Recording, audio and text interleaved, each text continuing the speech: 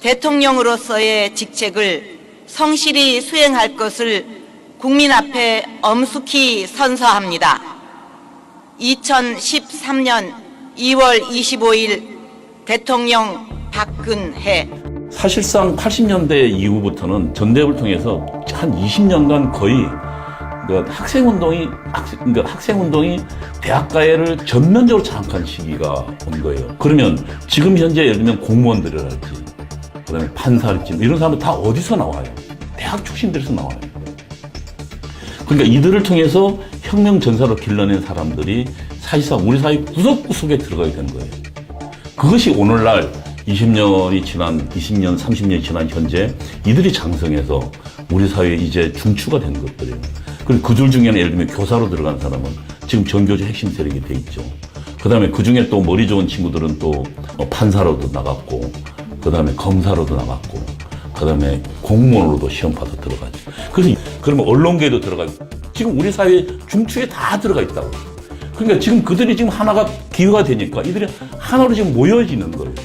물론 그 중에는 핵심들 기획자들이 있죠. 남한의 좌익 세력들은 비자익 정권이 들어서게 되면 그날서부터 퇴진운동을 전개합니다. 그러니까 이명박 정권이 들어서서도 이명박 정권이 들어선 직후서부터 이명박 정권 퇴진운동을 전개했습니다.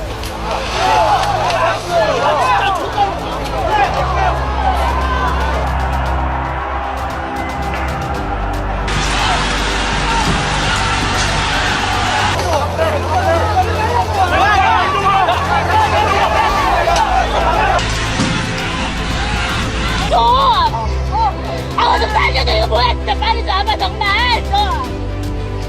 내가 살려줄 거 아니야. 이거 살려줄 거 아니야. 고개 숙여 사과를 드립니다. 박근혜 정권은 이제 득표율에 있어서 차이도 있었고, 뭐 댓글 사건, 뭐 또 각종 루머 조작, 부정선거 뭐 그런 것들을 해가지고 박근혜 정권 출범 전서부터 박근혜 퇴진 운동을 전개했습니다. 이것만 기억하시면 됩니다. 박근혜 후보 떨어뜨리기 위한 겁니다. 저는 박근혜 후보를 반드시 떨어뜨릴 겁니다.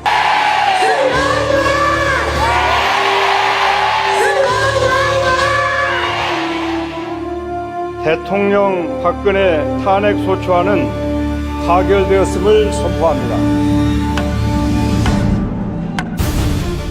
통일 대박이라는 희망찬 기대감으로 출발한 대한민국 대통령. 정교조 법외 노조화를 시작으로 통합 진보당 해산, 북한 인권법을 통과시키며 대북 정책을 강화하고 공무원 연금법, 김영란법을 통해 대한민국의 부패를 청산하려는 대통령의 의지는 그러나 보이지 않는 수많은 적들을 만들어냈다. 통진당 해산 후에도 계속되는 대한민국 전복 세력과 자신들의 기득권을 지키려는 언론과 노조, 나라가 어떻게 되든 말든 권력만 잡으면 되는 정치 권력들은 노골적으로 불만을 가지기 시작했다. 그런 부역자들과 배신자들의 콜라보레이션, 그것의 결과는 이에 재판관 전원의 일치된 의견으로 주문을 선고합니다. 주문, 피청구인 대통령 박근혜를 파면한다. 헌정사상 최초로 대통령이 탄핵 인용도 아닌 파면이 됐다. 이건 영모다. 합법을 가장한 이 반란의 주역들은 과연 누구인가? 7번 627기 70번 80.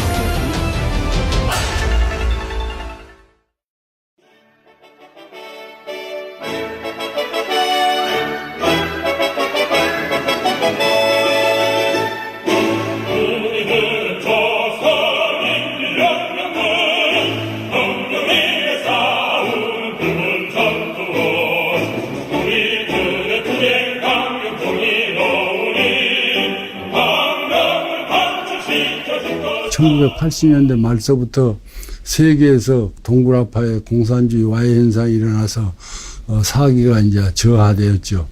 그때에서부터 이 사람들이 어떠냐면 장기적인 투쟁으로 들어가가지고 종전에는 기동전 중심의 투쟁을 했다면 90년대 중반 이후서부터는 진지전 중심으로 투쟁을 전환한 것 같습니다.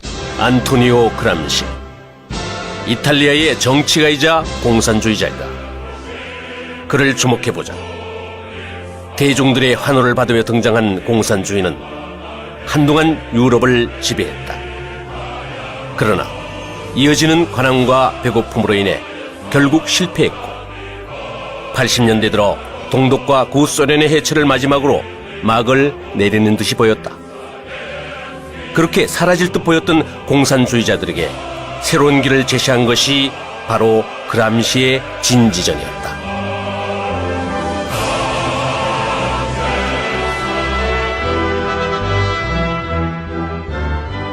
사회주의를 꿈꿨던 386 운동권들은 그람시의 진지전을 충실히 이행했다.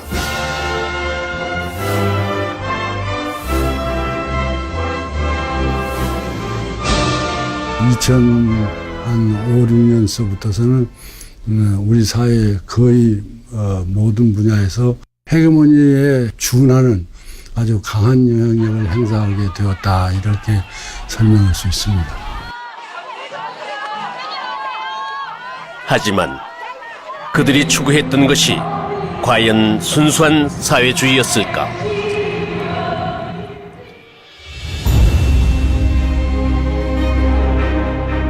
잘 아시듯이 개성공단을 통해 작년에만 1,320억 원이 들어가는 등 지금까지 총 6,160억 원의 현금이 달러로 지급되었습니다. 결과적으로 우리가 북한 정권의 핵과 미사일 개발을 사실상 지원하게 되는 이런 상황을 그대로 지속되게 할 수는 없습니다. 한국과 미국은 한반도 유사시 양국군을 주의 통제하는 전시작전 통제권의 전환을 재연기하면서 사실상 무기연기하기로 결정했습니다. 비청구인 통합진보당을 해산한다. 2. 비청구인 소속 국회의원들은 그 의원직을 상실한다. 정당 활동 정지 가처분 신청 사건은 본안 사건에 관한 종국 결정을 선고하였으므로 가처분 사유가 없어 관여재판관 전원의 일치된 의견으로 이를 기각하기로 합니다. 가운데서 보복 응징 개념인 KMPR의 일환입니다. 대통령은 임기 초반부터 강력한 대북 제재 프레임을 가동했다. 박근혜 정부 3년 반은 고통과 질곡이었습니다. 국민들은 약속을 지킬 것이라 철석같이 믿었습니다. 그러나 돌아온 것은 무엇입니까? 선민경제 파탄과 국민 분열의 연속입니다. 야당의 공세와 함께 때맞춰 그들이 조직적으로 움직이기 시작했다. 초수 31조 공문 드리겠습니다.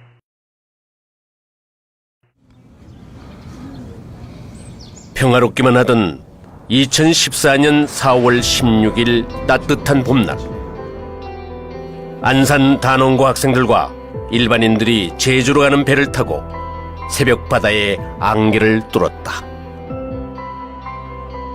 그리고 배가 여객선이 90% 이상 기울여져 있는 상태라고 합니다. 대한민국을 들끓게 한 끔찍한 소식이 들려왔다. 그런데 뭔가 이상했다.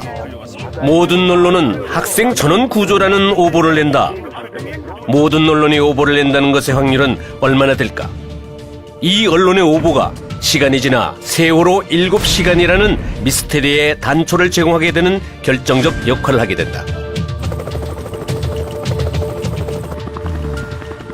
일단 세월호는 참 의문이 많은 거예요. 어떻게 이렇게 일사불란하게 그쪽에 있는 애들만 다 빠져나가? 어떻게 목포의 VTS는 아무 일도 안 했고, 왜 거기 3등 항해사가 키를 잡을 수가 없습니다. 근데 왜 3등 항해사 키를 잡았었고, 왜 변침을 급격하게 했었고, 저는 이거는 우연이라고 볼 수가 없어요. 이 자초했을 때 그 상을 보면 10개 중에서 어떻게 거의 다 우연이 아닌 필연으로. 그러니까 연구방법론이나 과학 철학하는 사람들을 입장에서 보면은 이건 우연이라고 안 봐. 이건 뭐가 있을 것이다. 그러나 확증이 없으니까. 청해진 해운 문제인데요. 검찰이 청해진 해운의 실소유주 유병헌 전 회장 일가의 자금 흐름과 비리 등 전방위 수사를 벌이고 있습니다. 노무현 정권이 들어서고부터 대기업에 대해서는 어떠한 그것도 안 하겠다고 그랬어. 실제로 노무현 정권이 타겟 받은 게 타겟으로 기업체하고 정경유착한 게 중견그룹 중소기업들이에요. 그렇기 때문에 세모 같은 경우는 충분히 가능하지. 그때 큰 기업들이 다 망했거든. 그래서 나온 것들이 엄청난 비리 어떻게 많이 나왔지. 근데 바다의 얘기 같은 경우도 이런 것도 그때 조사하다가 끝냈다고. 그래서 국민한테는 대기업이랑은 관계없다. 그럼 뒷구멍에서는 딴짓 다 했다는 거죠. 금선 내부를 샅샅이 뒤진다고는 하지만 축구장 30여 개 크기의 정경유착의 핵심 인물인 유병헌은 갑자기 사라졌고 세월의 침몰과 함께 진실 역시 침몰하고 말았다. 좋은 말로니까 보이나. 내가 휘발유 가져와서 변신해야지 딱 알지. 분노는 시작되었다. 그 분노의 현장에는 꼭 등장하는 세력들이 있다. 유족도 아니면서 유족 대표가 된 사람. 그리고 유족이라고 하기에는 뭔가 다른 의도를 가진 것처럼 보이는 사람. 평소에는 찾지도 않던 딸의 죽음에 오열하는 자가 갑자기 영웅이 된 이유는 무엇이었을까? 이렇게 보면 돼요. 정의당은 있잖아요. 통진당하고 나중에 분리가 됐지만 한 몸입니다. 한 몸에서 하나는 강성, 하나는 약성.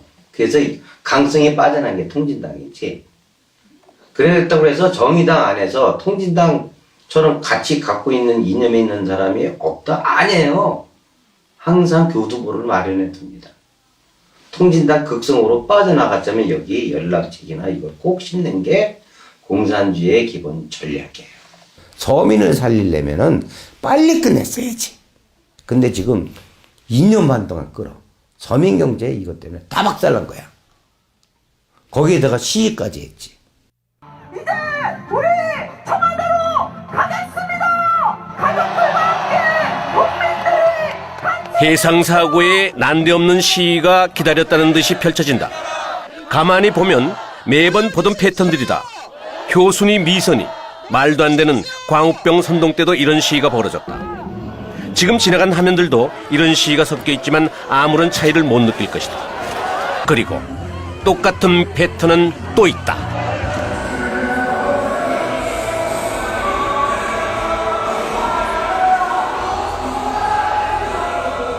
꽃보다 아름다운 연예인들의 대중선동이 시작되는 것이다. 대중적 힘을 이용하는 이런 패턴들은 왠지 많이 보던 수법이다. 이런 연예인들이 이성과 논리를 무장해제시키고 나면 어린 학생들과 청년들은 다분히 감정적 상태로 빠져든다. 그 틈을 이용해 자연스럽게 자신들의 목적을 이루려는 세력들이 등장한다. 대한민국을 인정하지 않는 종북 세력들. 국민이 맡은 무한 책임자에 대한 그 권력을 그분을 알 수 없는 저작거리 아재자에게 던져주고 말았습니다.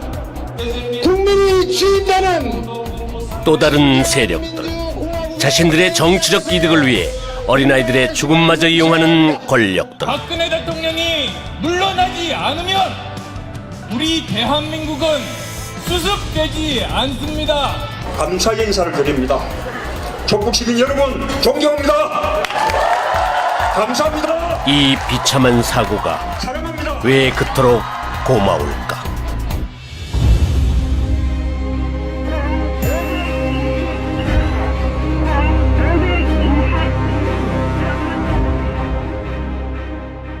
광활한 땅 아시아.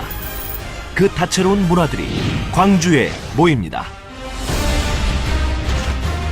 국립 아시아 문화전당이 아시아의 문화를 품고 세계로 나아갑니다.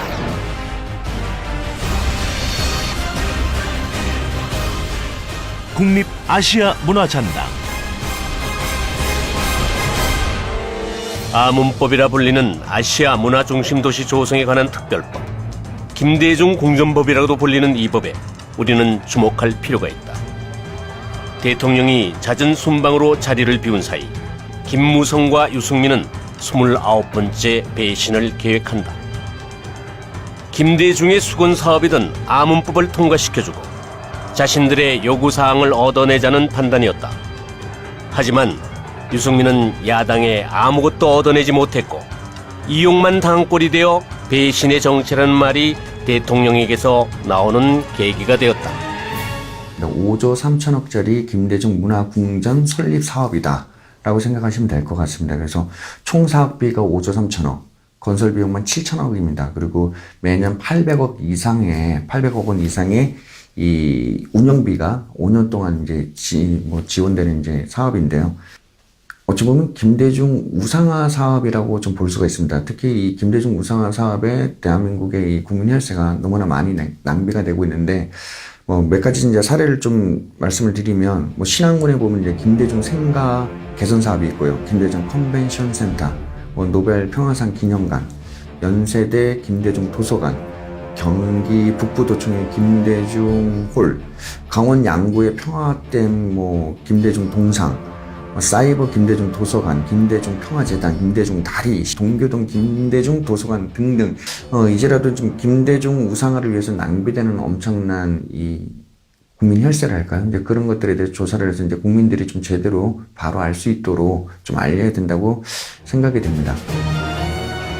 건국 대통령은 세 줄을 걸어내리면서 그들의 우상화 작업물은 어디서 많이 본 듯한 장면이다. 싱크로율 100%. 여기 아시아 문화 전당에 주목되는 곳이 하나 있다. 5.18의 성지로 알려진 전남 도청자리에 위치한 민주평화교류원. 이런 것이 왜 아시아 문화 전당이 있어야 되는지 설명할 수 있는 사람은 과연 몇이나 될까? 확실한 것은 5조 원의 국민 혈세가 들어가는 이곳에서 국민들이 보았던 것은 아시아 문화가 아니라 대통령 탄핵을 위해 든 횃불뿐이었다. 김대중 영화, 우상화에 앞장섰던 이 김무성이나 유성민 의원 같은 경우는 이 국가와 국민 앞에, 특히 국민과의 역사 앞에 반드시 좀 심판을 받아야 되지 않나라는 생각이 듭니다. 선거 수단으로 삼아서 당선된 후에 신뢰를 어기는 배신의 정치는 결국 패권주의와 줄세우기 정치를 양산하는 것으로 반드시 선거에서 국민들께서 심판을 해 주셔야 할 것입니다. 그들의 배신은 끝나지 않았다. 대선 공약을 헌신짝처럼 내버린 박근혜에게 두 번 다시 속지 말고 단결로 승리하여 웃자. 새누리당 김무성 새정치민주연합 문재인 대표가 국민공천제, 오픈 프라이머리 도입에 사실상 합의했습니다. 정당 민주주의 핵심은 국민과 당원들께 공천권을 국민공천제. 그것은 자신들의 기득권을 지키려는 대국민 사기극이었다. 여야 모두가 비판했지만 김무성은 강행했다. 국민공천, 그 다음에 20대 총선 그 자체의 어떤 파행이나 이런 것들이 차기 대권이든 차기 정권을 자기가 손아귀에 주물르기 위해서 했던 아주 무모한 작전이었고, 그것은 현 정부와 박 대통령과 전혀 다른 생각이었기 때문에 그 자체가 이제 박근혜 대통령의 배신 행위였죠. 본인들만의 정치에서 벗어나 국민의 생명과 재산을 지키고 국가를 위기에서 구해내려는 애국심을 가져야 합니다. 그 누구도 국민과 약속한 이 국민 공천제를 틀을 갖다가 흔들 수 없다는 점을 분명히 다시 한번 강조해 말씀드립니다. 자격 있는 사람 갖고 상향식으로 해야지 자격 없는 사람을 왜 상향식으로 해요? 그렇게 하면은 이상한 사람들, 지방의 토호들, 심지어는 조폭도 될 수 있잖아요. 공관위원회에서는 어떤 경우라도 공천 룰을 벗어나는 결정을 할 수가 없습니다. 분명히 하고 싶은 것은 공천과 관련해서는 당 대표는 아무 권한이 없어요. 그것은 공천관리위원회가 결정을 하도록 되어 있고요. 지 생각대로 안 되니까 그 직원들한테까지도 사람을 심어놔가지고 거기서 뒤에서 직원들 2명이서 해가지고 그걸 실시로 보고를 하니까 새누리당은 김무성의 사당화가 된 상태였습니다. 모든 걸 컨트롤하고 하다못해 저희 안에서 회의가 되는 것이 생중계로 그 사람 귀에 보고가 되고 금방 있었던 얘기가 5분 10분 뒤에면 김무성 의원한테 들어가니까 우리는 그걸 용납을 못했죠. 공천위는 오히려 전략공천을 문제 삼은 김무성 대표를 비판했습니다. 특히 외부 공천위원들은 김 대표의 사과를 요구하며 공천위를 파행시켰습니다. 최공재 외부위원은 결국 공천 과정은 충돌과 파행으로 치닫고 내부 위원들과 외부 위원들 간의 갈등은 극도로 고조됐다. 관리위원회 회의가 어제 이어서 오늘도 무산됐습니다. 황진화 사무총장 그리고 각 위원들의 대치는 결국 김무성과 대통령이 충돌하는 형태였고 비박으로 불리는 의원들의 배신은 공천 과정을 거치면서 극대화된다. 자세한 이유나 배경은 모른다고 말했습니다. 황 의원이랑 홍 의원이랑 두 명이 최고위원인 김무성 의원한테 보고를 하는 거죠. 그러니까 우리는 고자질증이라고 할 수밖에 더 있습니까? 국민 공천제를 확정한 바가 있는데 지금 현재 공관위가 하는 것이 하나는 정치적 소수자를 위한 우선 추천 지역이고 또 하나는 경쟁력이 현저하게 떨어지는 경우에 우선 추천 지역입니다. 이건 정의가 아니고 민주주의가 아니다. 불공정하게 짝이 없는 공천, 사천, 밀실 공천에 불복하겠다. 그래 물타기는 된 것 같습니까? 그러니까 매사를 그렇게 그냥 이렇게 꼬아갖고 그렇게 하면은 우리가 무슨 일을 할 수 있겠어요? 아마 기억을 더듬어 보시면 아실 거예요. 공천 초반에만 해도 싸우고 난리를 칠 때만 해도 그래도 180석 이상, 과반 이상 확고하게 새누리당을 잡는다고 했었어요. 자, 그렇다면 이 국민공천이고 뭐고 하면서 자기가 뭔가를 그림을 그려내고 박근혜 세력을 밀어버리고 자기가 권력을 잡으려고 했던 자가 자, 그 사람한테 그 결과는 얼마나 무서운 거겠습니까? 그죠? 어떻게든 깨야죠. 그 다음부터 말도 안 되는 것들이 이루어지는 거죠.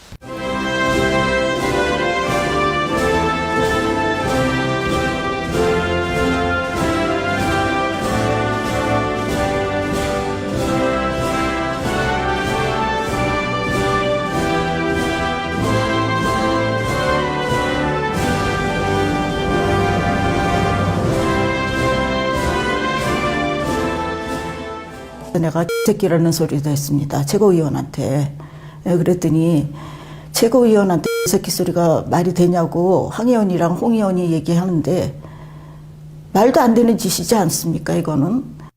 그때 내부에서도 그렇고 외부에서도 차라리 이번이 기회니까 김무성 내려갈 때 비상사태 걸어가지고 목소리가 사라진 거잖아요, 지금. 지금 당장 공천을 내야 되는데 비상사태 선포하고 옥새 본시고 내고 여러 가지 안건들이 얘기가 나오고 있었는데 원유철이 그냥 땀따라 따라 내려간 거죠. 회 같이 먹고 올라오고 끝나버린 거 내려가는 순간. 여기는 그게 친박과 비박의 어떤 이제 그 합의를 본다 이런 모양새가 되어버리니까. 짚어졌습니다만 20대 총선 결과가 여소야대를 넘어서 원내 제1당의 교체라는 결과를 낳았습니다. 누구도 예상하지 못했던 충격적인 결과였지만 배신자들은 충분히 예상했던 결과였다. 여당의 참패. 하지만 그 참패를 즐기는 자가 있었다. 공천 과정에서 가장 주목받은 인물은 탈당한 유승민 의원과 이른바 옥새 투쟁을 벌인 김무성 대표입니다.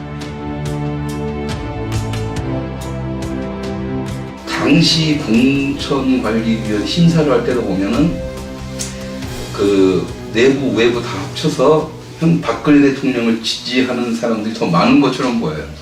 하지만 이미 외부 공관위원회에서도 한 명은 김무성이 섭외가 끝난 사람이고 친박이라고 불려있는 내부 위원들 중에서도 끈앞풀이 한 명 있었던 거죠. 배신자가.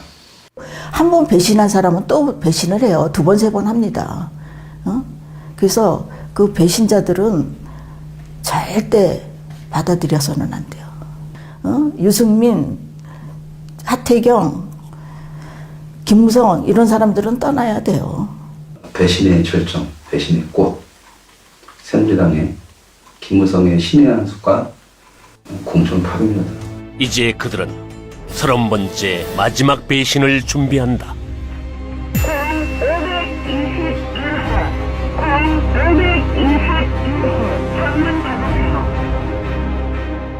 보수적 엘리트 언론인들은 자신들의 위치를 그렇게 엘리트화 시키면서 메시지를 발설하는 사람으로 여기면서 여러 가지를 추잡한 걸 많이 해왔어요. 뭐 어떤 그 정치권에 거기서 뭘 자리를 얻으려고 한다든지 아니면 무슨 스폰서를 준다든지 또는 이런 식으로 부당하게 어떤 이권에 개입한다든지. 조선일보 송혜영 전 주필이 대우조선 해양 측으로부터 향을 받은 정황이 드러남에 따라 검찰이 대가성 여부를 살펴보고 있습니다. 뉴스 커뮤니케이션스 박수환 대표와 초호화 외유료를 다녀왔다는 의혹을 받아온 송혜영 전 조선일보 주필 겸 편집인의 사표가 오늘 수리됐습니다. 반면에 언론 노조 쪽에서 있는 그 이념 편향적인 그 언론인들은 상당히 깨끗합니다. 오히려 상당히 깨끗한데 반면에 그만큼 더 골수 좌파인 거죠. 그러니까 이게 참 문제입니다. 한국 언론들. 2014년도였나요? 그때는 KBS에서 그 광복 70년 그걸 할 때에 북한의 그 남침, 6.25 남침이라는 말 쓰지 않았죠. 그 미군 학살 이런 부분에 대해서는 유난히 강조를 하면서 인민군에 의한 대한민국 국민 학살은 얘기하지 않는 이런 식의 다큐멘터리를 만들었단 말이에요. 그래서 그걸 가지고 많은 시민들이 항의를 했더니 그 담당 PD 미제의 떨거지들이 그런 소리를 한다고 당당하게 PD가 얘기를 한 거예요. 반론을.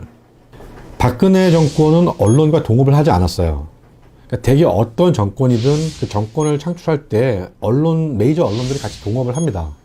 그래서 소위 말해서 지분을 갖죠. 그 정권에 대한 지분. 그게 이제 인사권이라든지 이런 것들입니다. 그런데 박근혜 대통령이 그런 언론들하고 동업을 하지 않았기 때문에 언론들 입장에서는 박근혜 정권에 대한 아무런 미련이 없었던 거예요. 그러니까 이 정권이 빨리 끝나고 다음 정권을 어떻게든 간에 그 언론 메이저들이 미래 권력과 어떻게든 간에 좀 이렇게 뭘 만들어서 창출하고 싶어 하기 때문에 저는 지분이 없는 박근혜 정권이기 때문에 언론이 저렇게 안티에 나올 거라 생각을 했고. 세 번째 원칙, 확인되지 않는 사실도 가치 있는 정보다. 이게 사실 기존의 원칙을 거스르는 원칙입니다. 근데 문제는 여러분들이 이야기하지 않아도 이미 확인되지 않은 정보들은 떠돌아다니고 있어요. 이런 식으로 뉴스의 흐름을 관리를 해야지 변화하는 미래 언론 환경에서 살아남을 수 있다고 자부합니다. 변화하는 언론 환경. JTBC는 확실하게 그 환경에 적응했다. 그 뒤에는 홍석현이 있었다. 그 가운데서 살아남는 방법은 매우 자극적이 되는 것이었습니다. 충격. 알고 보니 결국 이거 빼면 기사가 안 되지 않습니까? 그죠? 그 선봉에 손석희가 나섰다. 지금 공기 주입 지점은 정확하게 잘 찾아 들어간 것이라고 판단하시는지요? 글쎄 형식 아직도 뭔가 좀 민간 종사자가 잠깐만요. 지원을 하게끔 돼 있는 말씀은 잘 알겠는데요. 네네. 그건 언진 쪽의 주장일 수도 있고요. 저희 쪽 주장이 아닙니다. 아니요, 변호사들은 다른 얘기를 그들은 하고 사실 전달이 아닌 자신들의 생각을 강요하고 주입하는 언론으로 변화를 시작했다. 해야 되기 때문에 그리고 그런 그들에게 조로의 기회가 왔다. 인정하기 어렵다는 말씀이신가요? 그 대상은 바로 대통령이었다. 이제는 1987년 체제를 극복하고 대한민국을 새롭게 도약시킬 2017년 체제를 구상하고 만들어야 할 때입니다. 대통령의 갑작스런 제안에 국회 권력은 당황했다. 모두들 대통령의 발언을 의심했고 자신들의 권력 유지를 위해 고민하기 시작했다. 갑자기 지금 개헌을 이렇게 말씀하시니까 이제는 거꾸로 무슨 블랙홀이 필요한 상황이 된 것인가. 바램과는 달리 블랙홀은 다른 곳에서 터졌다. 대한민국의 근간을 흔드는 폭로가 나온 것이다.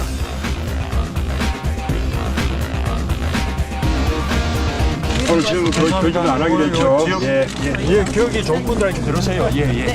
사실관계는 당시를 잘 기억하는 분들에게 물으세요. 그 후에도 대한민국 유력 대선 후보의 발언 논란은 계속됐다. 뭔가 더 큰, 전혀 다른 블랙홀이 간절히 필요했다. 그것은 전혀 예상치 못한 곳에서 터졌다. 지금부터는 이른바 청와대 비선 실세로 지목된 최순실 씨 관련 소식을 집중 보도하겠습니다. 최순실 씨의 컴퓨터 파일을 입수해서 분석을 했습니다. 비선 실세가 국정을 쥐락펴락해왔다는 사실들이 고스란히 담겨 있었던 그 증거물. 그 꼼짝 못할 증거물로 인해서 의혹의 퍼즐은 하나 둘 완성됐고 수사는 시작됐습니다. 바로 전날까지만 해도 위험을 견지해온 위정자들의 감추어진 민낯을 보았고 시민들은 벗겨진 진실들과 마주해야 했습니다. JTBC가 태블릿 PC를 10월 24일 날 첩보도 시작했고 쭉 이어갔는데 정확히 말씀드리면은 JTBC의 화면 조작을 잡은 겁니다. 태블릿 PC를 제가 못 봤잖아요. 저게 어떻게 조작되느냐를 제가 완전히 검증할 수는 없는 거고 안 본 상태에서. 화면에 나온 화면 조작은 충분히 가능하죠. 예를 들면 뭐 카카오톡 켜보고 텔레그램 켜보고 거기 나라는 게 오른쪽에 있냐 딱 보면 알지 않습니까? 카카오톡이랑 그 SNS만 보면은. 근데 지금 저 JTBC나 검찰은 카카오톡을 사용했다고 해놓고서 그거도 안 보여주고 있지 않습니까? 그거 한 번이면 끝나는데. 그러니까 이제 이 조작이 계속 걸리니까 JTBC 것이 갑자기 특검이 아마 1월 11일인가 이게 들고 나왔어요. 또 하나의 PC를. 당연히 그거를 누구 거라고 제시하려면은 개통자가 누구다, 언제 누가 개통했다를 해야 되는데 그 얘기를 안 해요. 그 얘기를. 그 개통자가 누구로 되어 있습니까? 네, 개통자는 제가 보기에는 아까 말씀드린 대로 다른 것보다는 제가 말씀드린 대로 그 이메일 계정과 그 연락처 등록이 최소한 특검이 왜 이렇게 당황하는 것일까? 그 개통자라든지 구체적인 돈을 이 태블릿 PC 사용 구입이라든지 이런 부분에 대해서는 저희들이 현 단계에서 그 부분에 대해서는 아직 확인을 하지 못했습니다. 마지막 승부수를 던졌어야 했던 상황이지 김정은 정권이. 근데 이제 딱 보니까 야 이거 어리버리들 저거 홍석현이 저 김무성이 이명박이 움직이네. 딱 한번 해볼까? 그래서 한번 승부수를 충분히 걸어볼 수 있었다고 봐요. 저건 대남공장 라인들과 이 통진당 단종 세력들이 같이 움직이지 않았을까 그래요. 고영태, 차은택 증인 두 분 다 하태경은 청문회에서 큰 실수를 한다. 그것이 정말 실수였을까? JTBC를 불러서 태블릿 PC 입수 경위에 대해서 정확히 확인을 해야 된다. 그래서 긴급동의는 일단 손석희 사장이 그 상황을 가장 잘 아는 사람이기 때문에 손석희 사장을 불러서 증인으로 불러서 태블릿 PC 입수 경위에 대해서 정확히 확인해야 된다고 생각을 합니다. 그래서 제가 하태경 의원한테 내가 굉장히 많은 이제 메시지를 넣었죠. 당신이 분명히 입수 경위가 태블릿 PC 그게 확실하지 않으면은 탄핵할 수 없다 그랬다 분명히. 근데 이게 입수 경위가 완전 거짓말대로 나왔다. 다시 그때는 국회 청문회 하고 있던 중이에요. 이제 손 사장 다시 불러라. 와, 쌩 까는 거야. 그러니까 난 그때 야 이게 그 하태경 의원이 탄핵 이틀 전에 이렇게 쇼를 해가지고 JTBC가 그 쇼를 받아가지고 거짓 해명을 내보내고. 왜냐하면 그때 이제 태블릿 PC 조작론이 막 나오고 있었거든요. 그게 손석희 사장이 확 거짓말 보도해가지고 그걸 잠재워버렸다고. 그 거짓을 밝히는데 또 일주일 더 걸렸단 말입니다. 하태경 의원이 거의 JTBC의 그 끈앞을 노릇하는 것 같아요. 어쩌면 태블릿 PC 따위는 필요 없었는지도 모릅니다. 대통령 탄핵안이 국회에서 가결되던 그날 저는 앵커 브리핑에서 이렇게 말했습니다. 시민들은 태블릿 따위는 없었어도 이미 직감하고 있었습니다.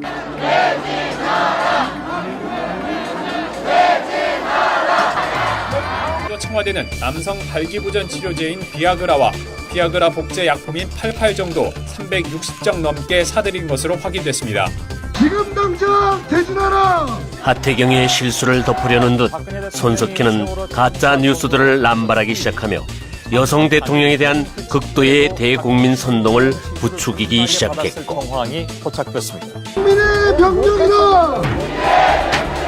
즉각 퇴진하라! 그들은 세상을 착시에 빠지게 하려다가 혹 자신들이 착시에 빠져버린 것은 아닌가. 마치 리플리 증후군처럼 말입니다. 오늘의 앵커 브리핑이었습니다. 가짜 뉴스에 속은 대중들은 그렇게 리플리 증후군 환자가 되어갔다. 네, 이번 사건에는 그럼 언론들이 왜 그렇게 광적으로 말려들었느냐? 아주 재밌는 흥미거리는 요소가 많습니다. 우선 구중궁궐의 비사 같은 느낌을 주죠. 그래서 일반 대중의 흥미 만점입니다. 박근혜 대통령도 혼자 사는 더군다나 미혼의 여성이기 때문에 박근혜 대통령과 관련돼서 한국 남성들의 아주 고약한 성적 관음증이 있는 겁니다. 그게 폭발한 거예요.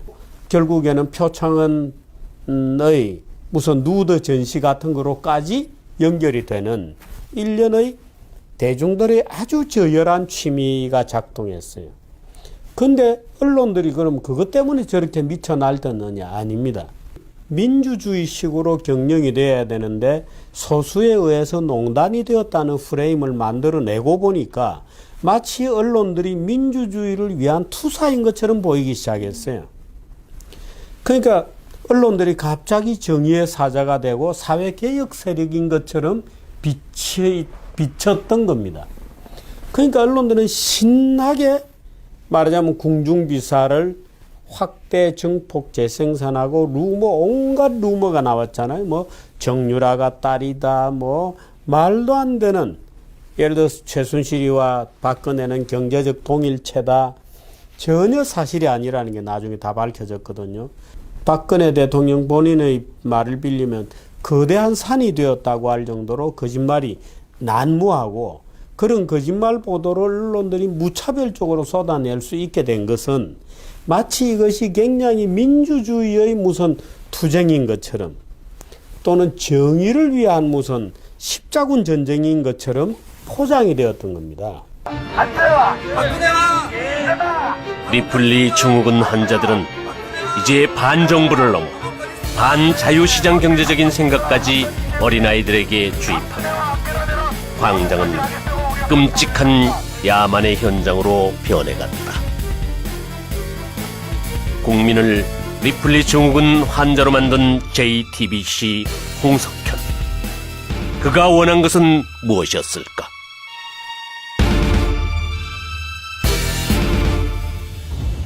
페이지 7번, 622페이지 70번, 북한이 2주 만에 또 난파 공작원 지령용으로 보이는 난수 방송을 내보냈습니다.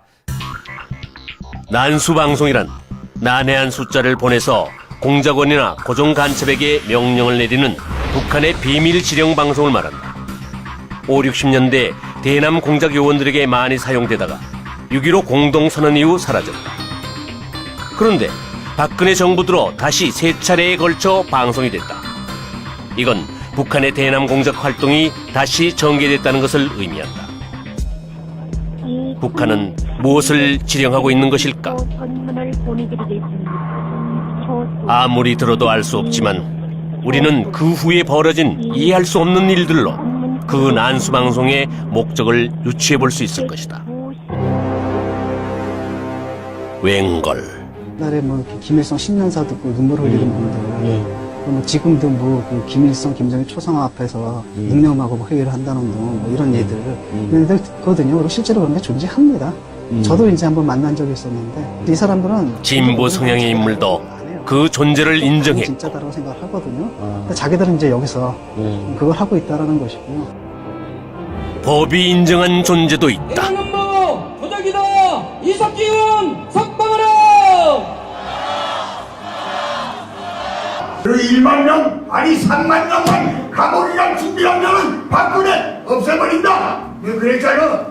정치적 중립이라는 것은 어느 한쪽의 편도 들지 않는 것이 아니고 국민의 뜻을 받들지 않는 불의한 정치 권력을 언제든 국민의 손으로 끌어내릴 수 있고 심판할 수 있다 하는 것이 그것이 정치적 중립의 원래 뜻입니다. 주권자의 뜻을 받들어서 즉각 퇴진시키는 것이 그것이 헌법 정신입니다.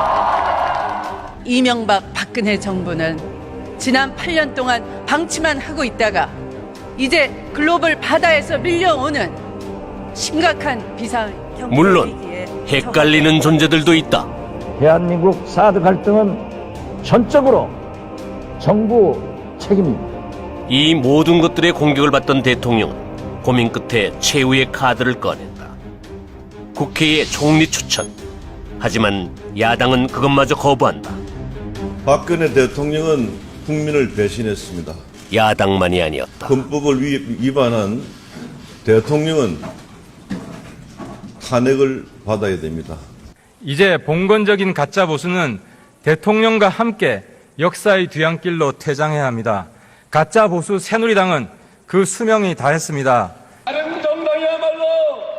가짜 보수를 내걸고 김무성의 마지막 배신이 펼쳐졌고 그를 따르는 배신자들의 담합이 이루어졌다.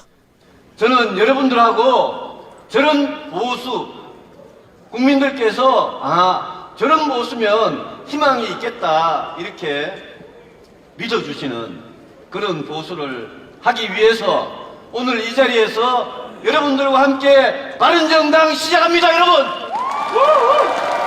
새로운 바른정당, 새로운 뭔가를 우파를 만드는 것이 진짜 보수라고 하는데, 그러니까 김무성의 존재는 삼김시대의 끝물이라고 보시면 돼요. 그러니까 그 삼김시대, 이제 청산되어야 될 구 정치의 마지막 발악을 자기들은 바른정당이라고 좀 놓고 있는 거죠. 그걸 하기 위해서 혼자 사는 여성 대통령을 그런 식으로 여성 모독까지 해가면서 그렇게 했다라는 것은 말 그대로 그 등치밖에 아닙니다. 그 등치. 배신자들의 공조로 13건이나 되는 탄핵 소추안은 제대로 된 논의 한 번 없이 속전속결로 이루어졌다. 국회 권력의 무자비한 폭력이었다. 대통령 박근혜 탄핵 소추안은 가결되었음을 선포합니다.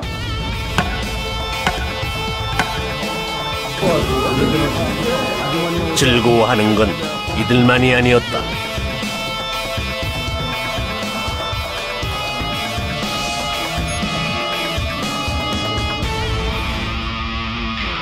민간인에 의한 국정농단 의혹 사건 진상규명을 위한 국정조사특별위원회를 개의하겠습니다.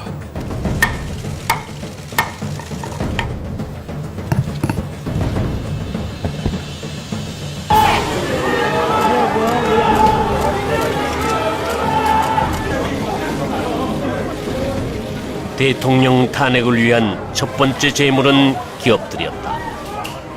반자본주의를 원하는 이들에게 그들은 완벽한 먹거리였다.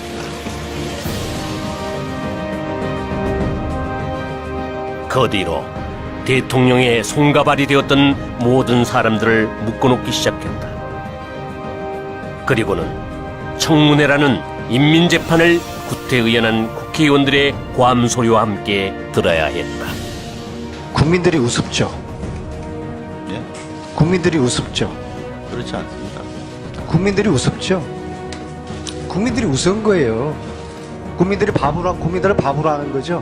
최순실에 부역하고 비호하고 국정농단을 방조하는, 그리고 치부와 살이 사유까지 하는 거대한 악마가 되어 있는 우병우 전 수석의 모습을 봅니다. 지금 언론에서도 추적성 보도 말고는 최순실 씨가 아니 그러면 국회에서 지금 도정환 의원이나 안철수 의원이 물어본 이 블랙리스트 존재에 대해서는 지금 장관은 한 귀로 듣고 한 귀로 올린 거예요? 그렇지 않습니다. 아니 그러니까 돌아가서 확인했을 거 아니야. 그럼 언제 어떻게 확인했냐고.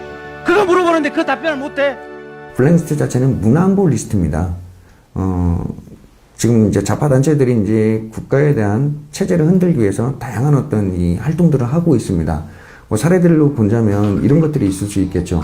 뭐 국정원에 대한 어떤 해체라든지 국가보안법 폐지라든지 주한미군 철수하라든지 아니면 강옥병 선동이라든지 뭐 거기에 사드 배치 반대까지 이게 지금 정치꾼들인지 아니면 뭐 문화예술인들인지 이제 그런 이 반국가 체제 단체들에게 나름대로 국민의 세금을 주느냐 안 주느냐에 대한 어떤 부분을 판단하는 것은 주권을 갖고 있는 어떤 국가, 특히 이 통치권자의 어떤 합리적인 선택의 몫이고 당연한 어떤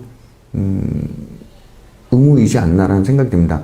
SBS가 입수한 문화체육관광부 블랙리스트 문건입니다. 교수나 시인, 안무가 등 예술계 인사 48명과 영화사나 극단 등 91개의 이름이 등장합니다. SBS 보도자료와 한국일보에서 나온 두 개의 블랙리스트 기사를 비교해보면 전혀 다르다. 정부에서 만든 블랙리스트라는데 왜 두 개의 블랙리스트 명단에 있을까? 하지만 이 문제를 거론하는 곳은 단 한 군데도 없었다. 왜? 블랙리스트는 반드시 있어야만 하는 것이었으니 만약 둘 중에 하나가 가짜라면 그건 대체 누가 만든 것일까? 내가 제일 좋은 그림 뭐냐면 이렇게 틀을 따따따따 한 몇 개 짜놓은 다음에 빵 터져갖고 날아가면 이게 다 우리 거니까 나는 그 그림을 짜고 없다는 거예요. 그거를 죽이는 걸로 해가지고 딴 쪽하고 얘기하는 게 더 크다고 보는 거예요. 고영태가 만든 이 가짜 블랙리스트는 문화관광체육부를 거쳐 도종환 의원에게 흘러들어갔고 탄핵으로 가는 중요한 수단으로 사용되기 시작했다. 보십시오. 대비 문건입니다. 문화부. 블랙리스트와 관련된 2015년 5월 21일 대외비 문건이에요.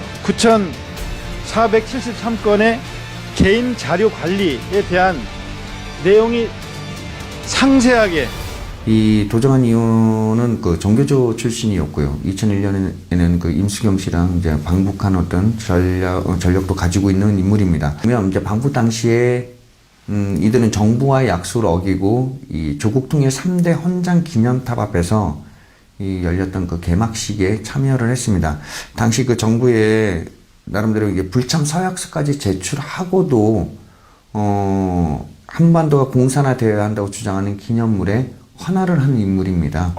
그런 면을 봤을 때 이 블랙리스트는 어떤 자파문화 권력에 대한 권력 확장에 대한 부분 아니면 권력에 대한 어떤 재창출 또한 유지에 대한 어떤 수단으로서 이렇게 거론이 됐던 것 같고요. 블랙리스트 문제로 첫 소송을 한 곳은 민예총사나 충북 지역 예술인들이었고 그곳은 도종환 의원의 지역구였다. 청와대가 만들었다는 이른바 예술계 블랙리스트에 충북 지역 예술인 50여 명이 포함됐는데요. 문화계 블랙리스트 관련해 정부를 상대로 손해배상 소송을 제기한 광주 문화예술인들은 충북을 시작으로 문화인들의 집단 손해배상 소송이 줄을 이었다.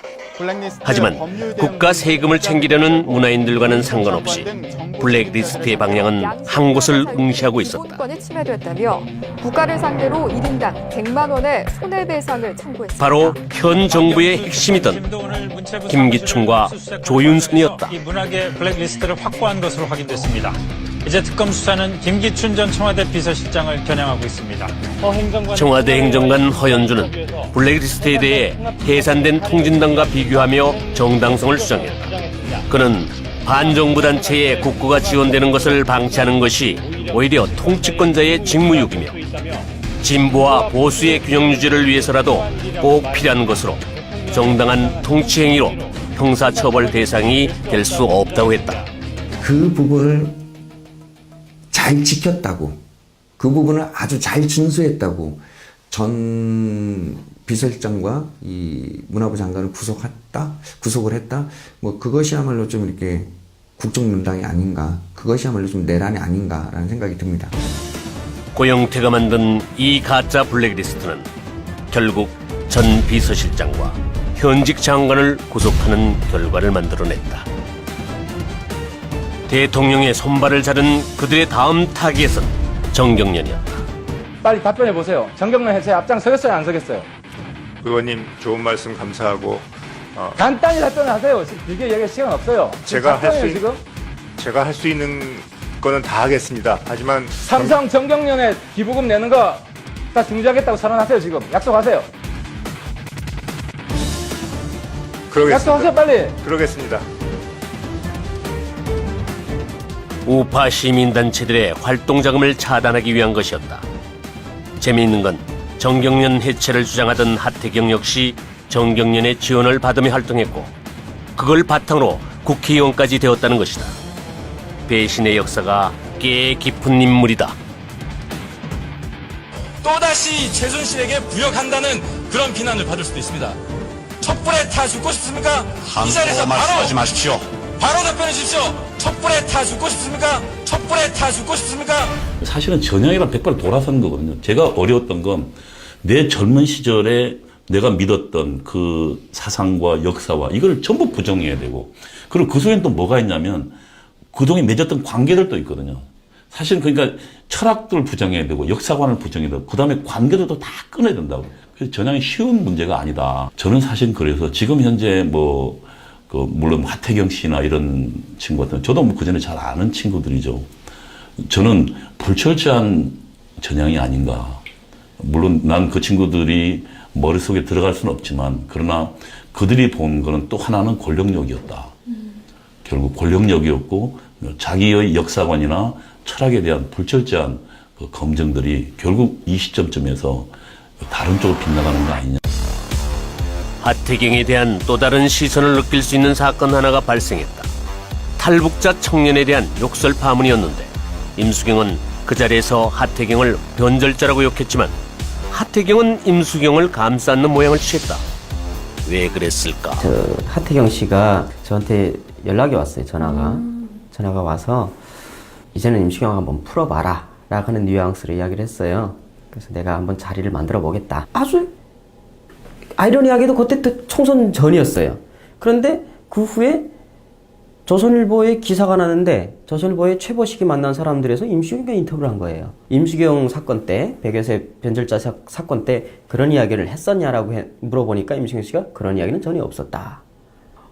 나하고 화해하자고 하면서 이런 이야기를 할 수가 있나라고 하는 거죠. 그래서 화해를 그럼 못 하는 거지. 그래서 나는 인터뷰를 그 자리를 못 가겠다 이렇게 돼서 하태경 의원도 그러면 안 되겠지? 라고 하는 이야기가 나오더라고요. 하태경 씨가 저한테 보좌관을 보냈어요. 요거는 비하인드 스토리죠. 보좌관을 보내서 조용히 우리 조직적으로 대응을 하자 해가지고 녹취록을 달라 해서 복사본을 또 갔어요. 하태경 씨가. 이 둘은 동지였는데, 과거에 동지였는데 지금도 동지였네 라고 하는 생각들. 그러면 뭐지? 이 둘이 적과 아군의 사이가 아니고 같은 우군이었다, 같은 편이었다. 그러면 이 편이 또 누구 편이냐라는 거예요. 그 뒤에 누가 있냐라는 거죠. 결국은 대한민국의 가장 무서운 마귀들은 그 부역자들이 아닐까. 대통령은 탄핵이 되든 안 되든 검찰 조사로 재판을 받아야 됩니다. 구속이 될지도 모릅니다. 탄핵을 안 한다고 대통령의 공식 하야 요구는 하태경을 비롯한 전향자들에게서 먼저 나왔다. 그들은 왜 누구보다 먼저 하야를 요구한 것일까? 아니, 그들은 과연 전향을 한 것일까? 그들이 자신을 속이면 안 돼요. 적어도 그들의 활동이 민주화 운동 아니잖아요. 자유민주주의를 위한 운동을 한 게 아니잖아요. 그러니까 다른 인민민주주의를 위한 운동을 한 거라고. 그러면 자기 그 활동이 지금 자유대한민국 저주한 활동이 있다고요. 거기에 하나도 보탠 게 없잖아요. 난 그 반성부터 시작해야 되는데, 자신은 민주주의와 운동에 뭔가 기여하냐고 착각을 한, 그건 자기를 속이는 거 거짓말이라고 생각합니다. 7번 622 페이지 70번 80페이지 74번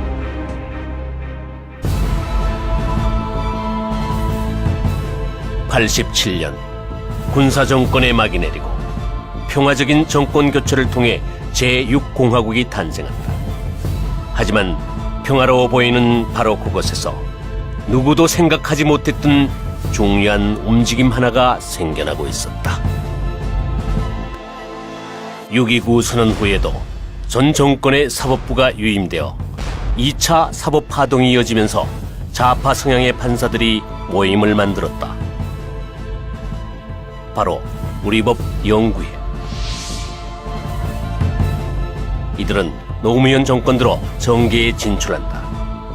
박범계와 강금실이 대표적 인물로 좌파 법조인들의 산실이었다. 우리법 연구회라는 게 있잖아요. 그 법원 안에서도 그게 만들어지기 시작한 거예요. 그러니까 그들이 지금 장성해서 오늘날 우리 사회의 주도기가 된 것을. 대학가에서 자기가 물론 그 중에는 그 운동을 안 했지만 그 주사파의 물결 속에 있었어요. 그럼 그들이 보기에는 머릿속에 무엇이 있겠습니까? 그들이 대학 시절에 생각했던 거는 미국에 반대하고, 그리고 지금 대한민국 뭔가 잘못되어진 나라다. 라고 생각하고 이들이 지금 현재 그러면 언론계에도 들어가고 지금 우리 사회 중추에 다 들어가 있다고요. 여야가 오늘 최순실 국정개입 사건에 대한 특검 법안에 합의했습니다. 야당이 합의해서 특별검사를 추천하면 대통령이 임명하기로 했습니다. 야당만 추천 권한을 행사하면 어떻게 됩니까? 네? 정치적 중립성이 정말 있다고 볼 수 있습니까? 이게 무슨 사적인 복수하고 뭐가 다릅니까? 오늘부터 특검의 본격적인 수사가 개시되었습니다. 법과 원칙에 따라서 어느 한쪽에 치우침이 없이 올바른 수사를 하도록 노력하겠습니다. 사실은 이 특검 자체가 위헌적입니다. 그러면 정상적인 국가 같았으면 대통령께서 그걸 거부권을 행사를 해서 특검법을 제대로 된 특검법을 만들도록 요구를 했어야 되는데 워낙 국민적 여론이 갑자기 어떤 언론의 보도로 인해서 나빠지니까 그러한 부분은 이제 간과하고 지나가는 것이죠. 더군다나 이 특검은 좀 국민들께서 아시겠지만 이미 구속된 사람을 다시 체포영장을 발부해서 데려오질 않나.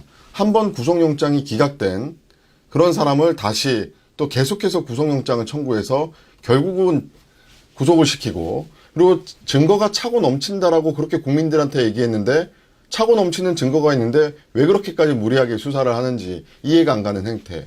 무엇보다도 검사는 죄가 있는지 없는지를 중립적으로 봐야 됩니다.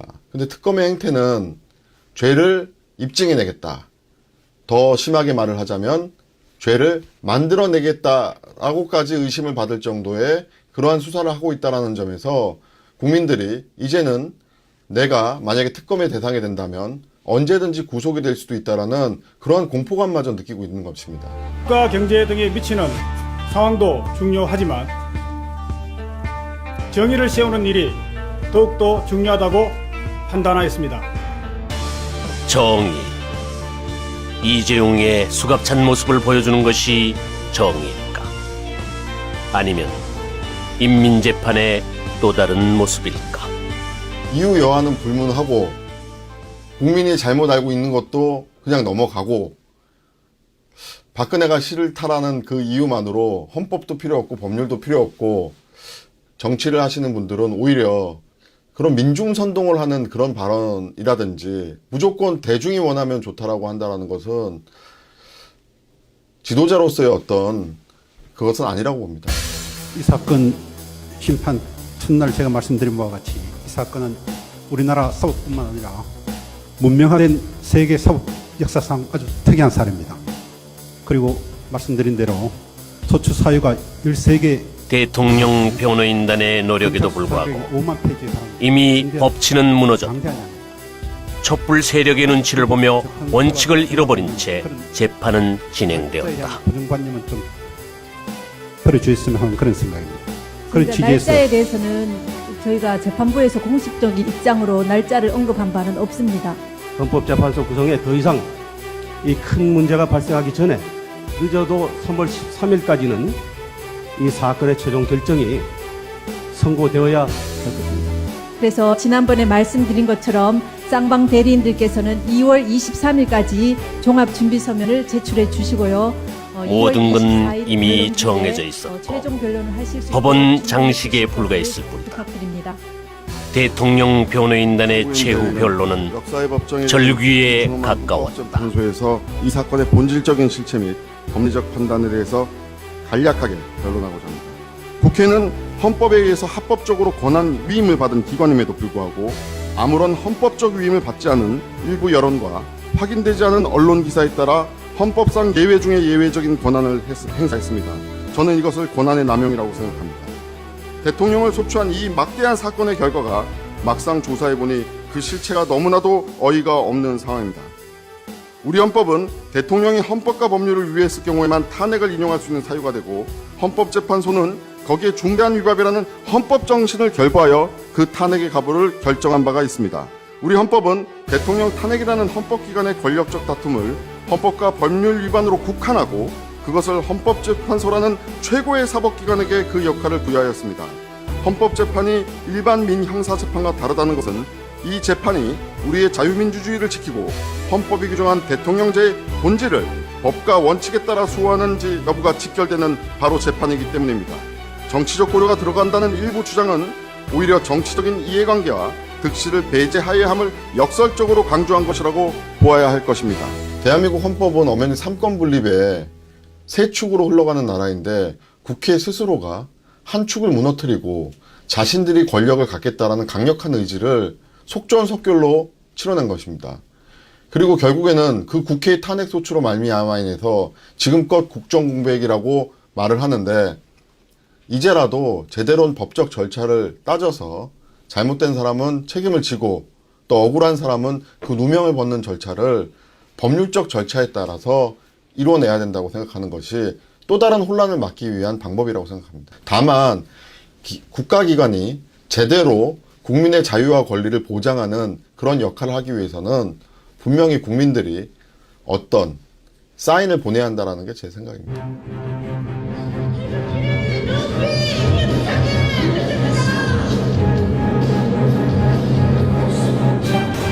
대한민국을 흔드는 부역자들, 그리고 그들과 손잡고 권력만을 쫓는 배신자들, 법치와 원칙이 무너지고 광장의 인민재판이 횡행하는 것을 참다 못한 시민들이 태극기를 들고 거리로 나왔다.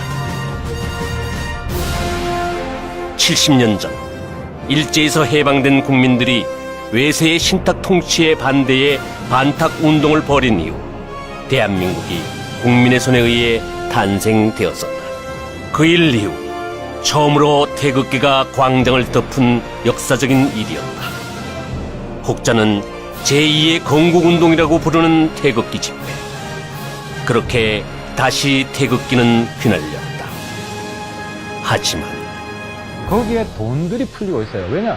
집회에 엄청 많은 사람들이 나와요. 또 많은 자금들이 집행이 되고 있고 때문에 여기에서는 탄핵뿐만 아니라 그런 물적 기반까지도 물론 100%는 불가능하겠죠. 할 수 있는 데까지 샅샅이 뒤져가지고 자기의 세력화되는 것까지 막아야 된다. 친박단체 집회에서 돈을 주고 사람을 동원하는 것이 아니냐는 의심은 사실 그동안에 계속돼 왔는데 탄핵 반대를 주장하는 최근의 친박 집회도 돈을 주고 참가자를 동원한다는 관계자의 증언이 나왔습니다. 부역자들과 배신자들의 공격과 언론의 일방적인 매도로 인해 태극기는 아무런 힘을 쓰지 못했다.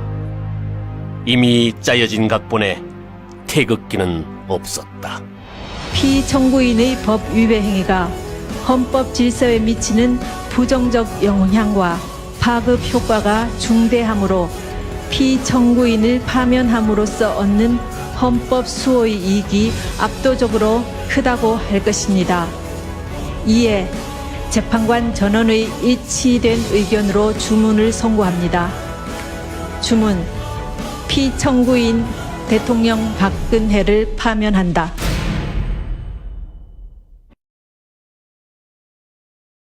헌법재판소 8명의 재판관들은 만장일치로 박근혜 전 대통령 파면을 결정했습니다. 재판관들이 전원일치 8인 재판관 전원일치로 탄핵 인용이 아닌 파면이라는 정치적 결정으로 박근혜 정권의 운명은 끝을 맺었다. 질서에 미치는 부정적 영향이 크다고 판단했습니다. 예우를 뒤에서 바로 나가는군요. 지하 주차장에서 바로 있는 모습인데 예전에 전직 대통령들 그리고 역대 세 번째로 구치소로 간 대통령이라는 불명예가 더 씌워졌다. 경찰 병력들이 지금 다 경찰 경력들이 다 지금 진로를 만들어 놨기 때문에 아마 조금 미리 혹시나 가능성을 좀 미리 가르친 게 아니에요. 경찰 병력들도 보이고요. 또 많은 지지자들이 모여 있는 것 같은데. 지금 박근혜 대통령 후송 차량입니다. 광장의 촛불은 햇불로 변해 승리의 환호성을 울렸다. 광장의 인민재판, 집단과 전체주의의 승리였고 부역자와 배신자들 앞에 정치와 언론, 법치가 무릎을 꿇었다. 그렇게 자유 대한민국이 무너져 내렸다. 그들의 손에 의해 대한민국을 만들었던 태극기는 불타고 그람시는 자랑스러운 반대한민국의 부역자들 앞에 박수를 보낼 것이다. 이제 끝난 것일까? 아니, 이제 시작일 뿐이다. 48분, 62분, 23분입니다.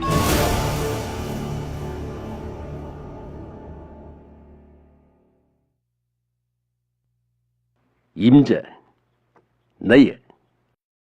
베트남을 기억하나? 지금 작금의 대한민국을 보면 자꾸 베트남이 생각나. 그때도 그랬지. 무조건 반미 시위를 하고 사회주의 환상에 사로잡혀서 대중들을 선동했지. 베트콩이 승리하고 놈들이 제일 처음 한 게 그런 부역자들을 처형하는 것이었어. 한 번 배신한 놈은 다시 배신할 거라고 하면서 말이야. 지금 대한민국의 배신자들도 그렇게 되겠지. 그러나 아직 대한민국은 희망이 있어. 어떻게든 싸워서 자유를 지켜야지. 그런데 말이야, 임자. 이제 대한민국은 인자들 스스로 지켜나가야 돼. 알지? 나는 이제 없어. 우리 아이들의 미래를 위해서라도 잘 부탁해.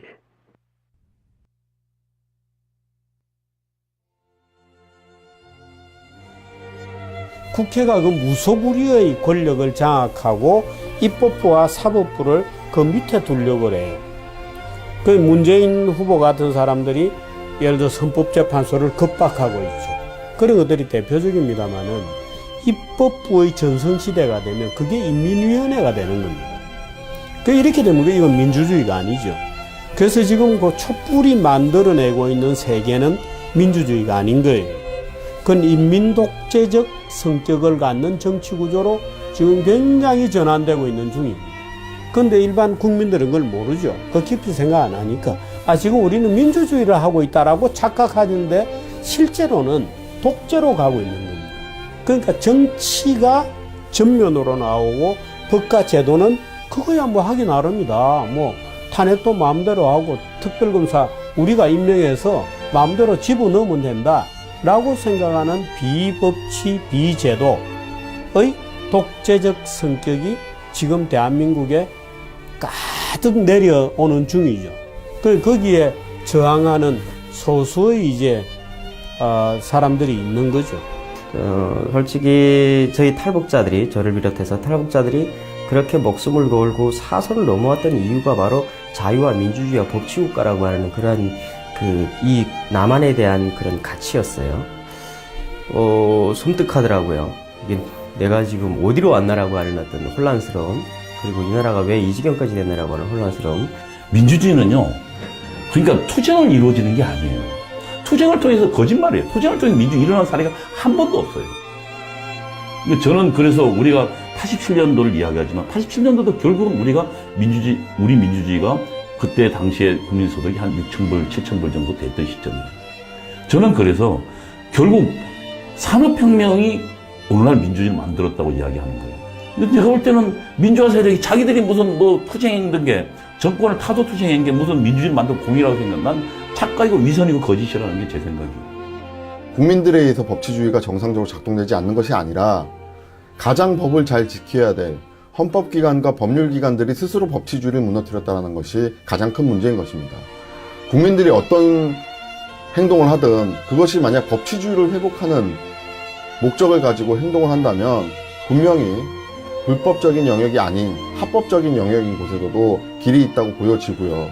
그리고 앞으로 투표를 할 때 있어서는 정말 잊지 말아야 될 것은 이러한 어처구니 없는 사태를 일으켰던 정치인에 대해서 국민들이 꼭 기억을 하셨다가 그런 사람들이 두 번 다시 헌법기관으로 들어갈 수 없도록 막아야 한다는 것이 제 생각입니다.